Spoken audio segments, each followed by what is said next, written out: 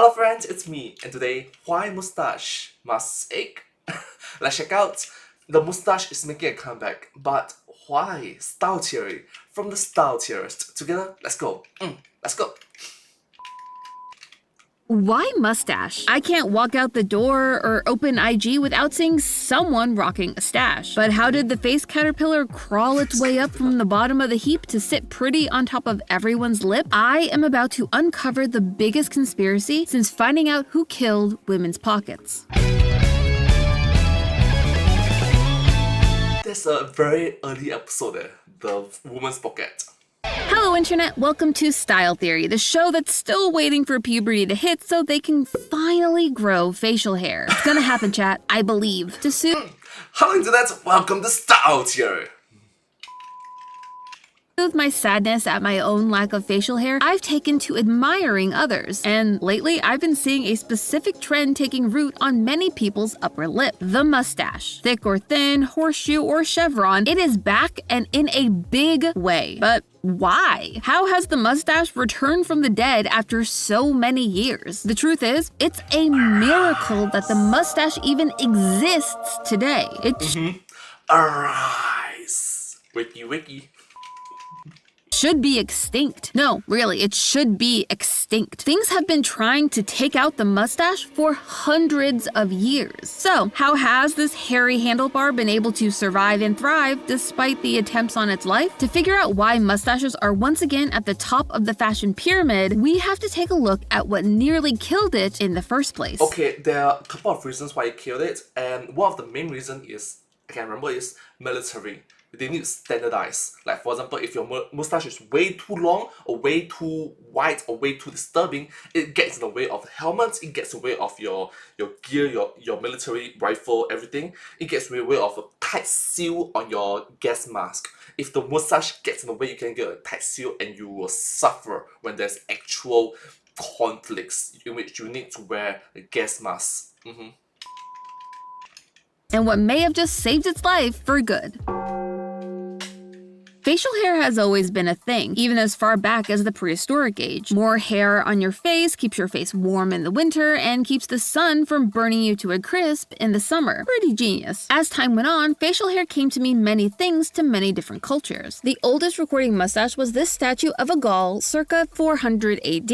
According to some historians, it was a symbol of their nobility. This is a common thread throughout history. For many, it was a symbol of power. So much so that it was even depicted on some armors, like the Sutton Hoo helmet from England. That is one heavy-duty stash, my dude. Nobles and royalty would continue to showcase their mustaches over centuries, but they didn't hold a candle to the other major player in the game, the military mustache. The origins of the military mustache is a little hazy. Depending on the source, you can either trace it back to 18th century Hungary, where soldiers would wear mustaches as part of their uniforms, believing that it helped to intimidate their enemies. On the other hand, some attribute it to 18th century France and Napoleon's old guard, who wore mustaches to intimidate their enemies. Good point. Like, if you are wearing a mustache, it shows authority, it shows power, it shows leadership, and it shows that, well, I can kill you.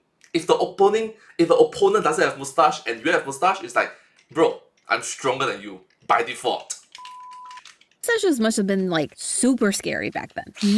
Scary mustache. Either way, this inspired many others to do the same, most notably the British Army. From 1860 to 1916, soldiers in the British Army were required by law to trim their facial hair into a mustache. This made it really easy to spot the difference between a civilian and a soldier. Just take a gander at their upper lip. The law stayed in effect until World War I, where the stache was dealt its first blow, chemical warfare. This new style of war meant that soldiers needed to wear gas masks onto the battlefield for safety. As many of us learned during the height of COVID, masks and facial hair are not necessarily, besties. Mustaches, especially the large, show-stopping ones favorite at the time, hindered the gas masks from doing their jobs and put the soldiers' lives at risk. So, for their safety, the law was repealed. A soldier could still support a stash if they wanted, but it could not interfere with safety protocols. But that was just the first blow. What truly sent the military mustache to the Shadow Realm came 2 decades and one Shadow World Realm. War later. You may be able to see where this is going. World War II changed the world in many ways, but one that most don't realize is how it nearly made the mustache a symbol of wartime horror. At the time, the mustache was a symbol of masculine power, one that many people of political notoriety chose to wear. President Theodore Roosevelt wore this big bushy style during most of his political career, much like his successor, President Taft. But this wasn't what sealed the mustache-shaped coffin. For that, we need to take a look at the other side of the war and the 3 nails that almost shut that coffin for good. Nail number 1, Emperor Hirohito, who authorized the bombing of Pearl Harbor. Nail number 2, Stalin, the leader of the Soviet Union. And the final nail, Adolf Hitler. His face was a symbol of fear. By the end of World War II in 1945, the mustache was all but dead and buried thanks to this association. There are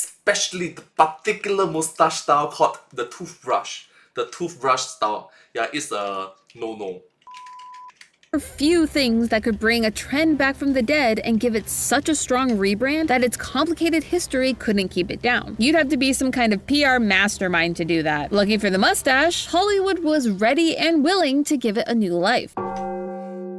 The mustache started to soft launch its new rebrand towards the end of the 1960s when it popped back up in 2 notable instances. A western called Butch Cassidy and the Sundance Kid starring an up-and-coming actor named Robert Redford, and on the cover of the Beatles' Sgt. Pepper album. Both were major pop culture moments of the time. But while those mustaches certainly made a statement, they weren't enough to cement the stache as a household staple. It may have had something to do with the fact that Robert Redford famously said that he grew the stache to make himself less handsome. Not exactly a big sell for your average guy to pop one on and hit the town. That moment wouldn't come until the 1980s. Okay, you do recognize beauty is the eye of a beholder, and beauty, the standard of beauty changes over time.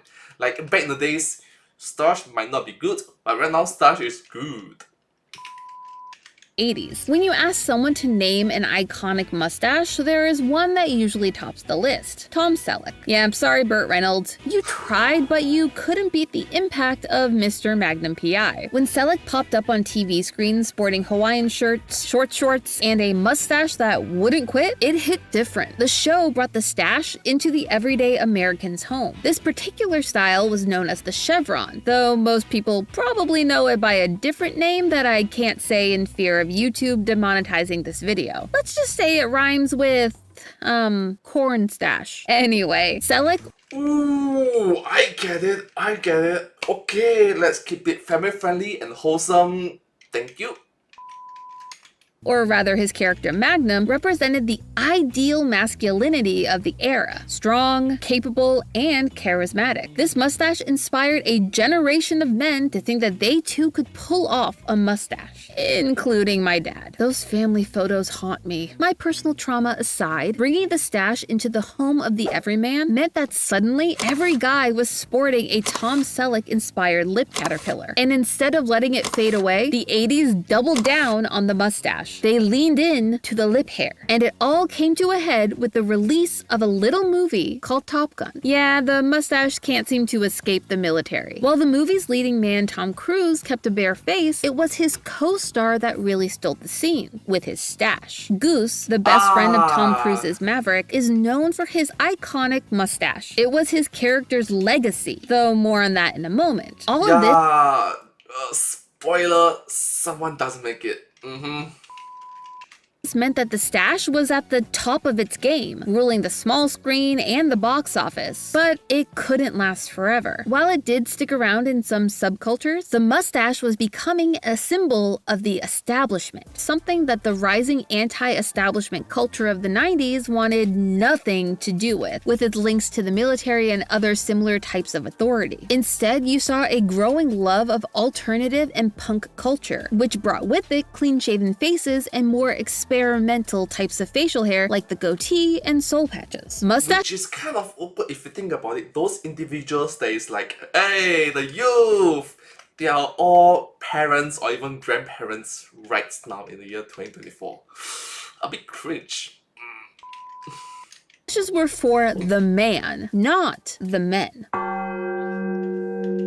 The mustache fell out of popular style for the next 2 decades, until the late aughts and early 2010s, when it was suddenly back with a vengeance. Though not how you might expect. It wasn't popular for being high fashion, it was popular for being funny. Or as they said back in the day, for the lulz. This was in large part thanks to the rise of a growing subculture known as hipsters. Though the name originally came from the jazz movement of the 1940s, in the 2000s, the name was co-opted for a new group. One that loved coffee, plaid, and thick-rimmed Buddy Holly glasses. Seeing a hipster in real life was like seeing your Tumblr dashboard come to life. While nowadays they mostly exist in memes, at the time it was one of the largest growing groups out there. To be a hipster was to strive to be the opposite of cool and mainstream, rejecting the styles of the time and embracing trends that fell outside of popular culture. They were so hip that they listened to music that no one had heard of and wore things that were meant to make them appear so ahead of the fashion curve that if you weren't in on it, you just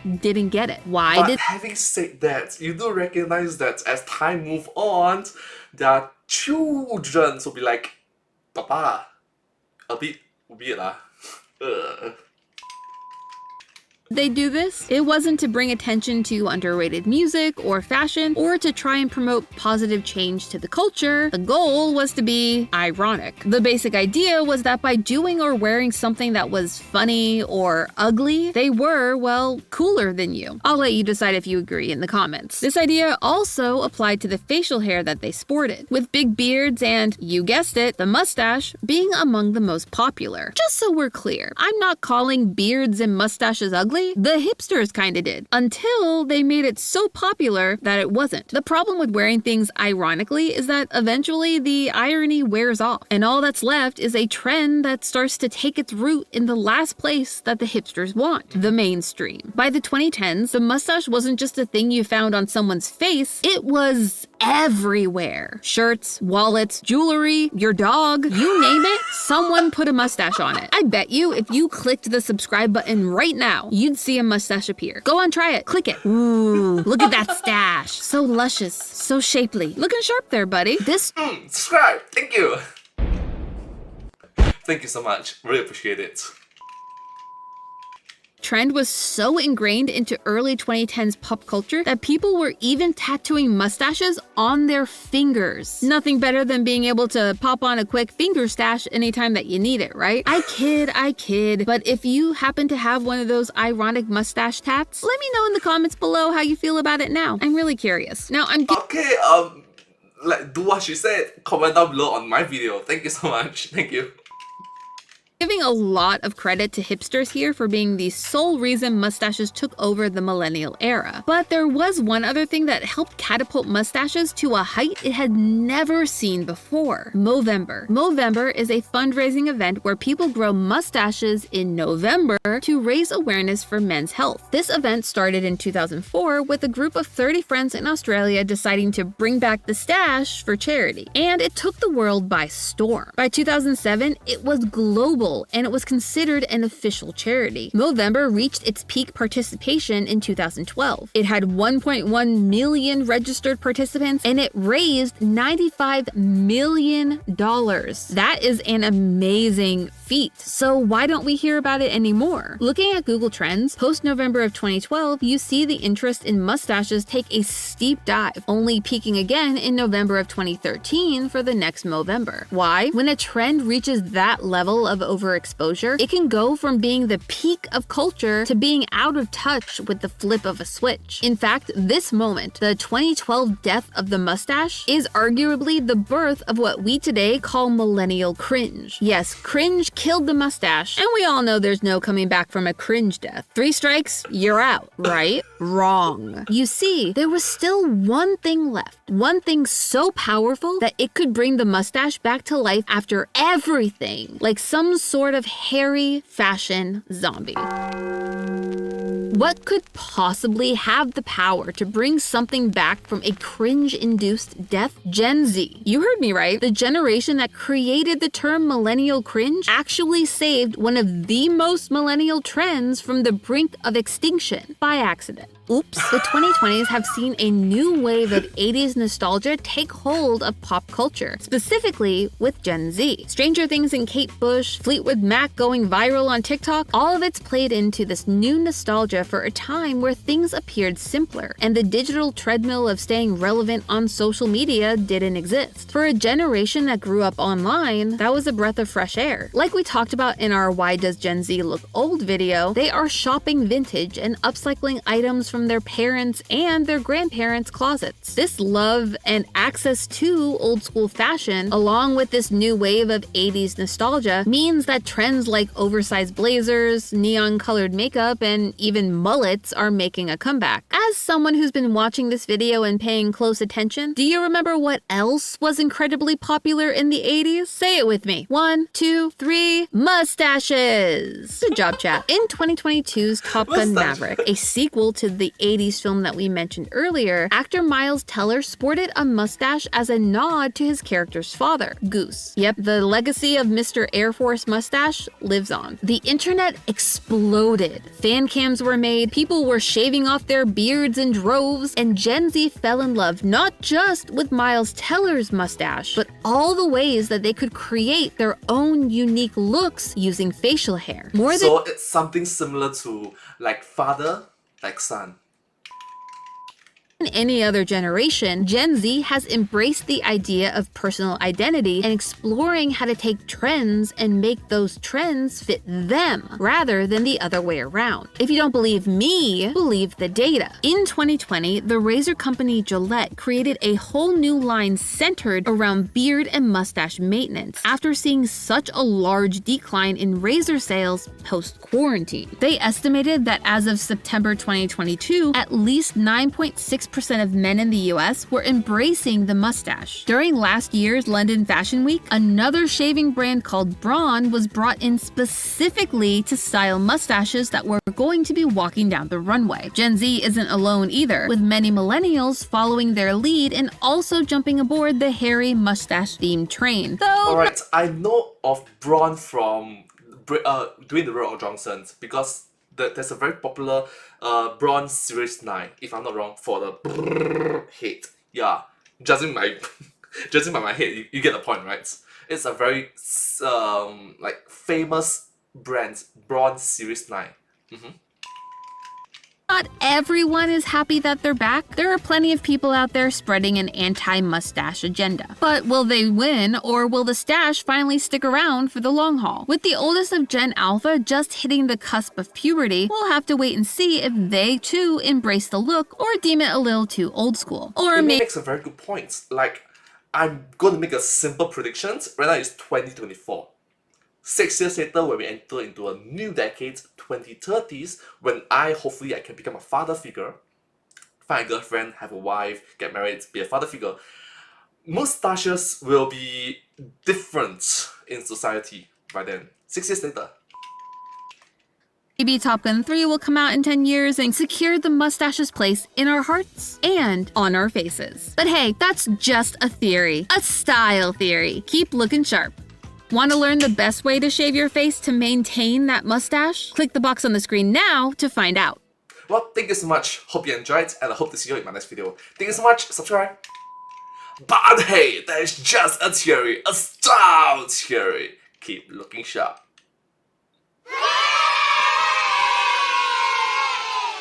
And I hope to see you all in my next video. Thank you so much. Subscribe. Thank you.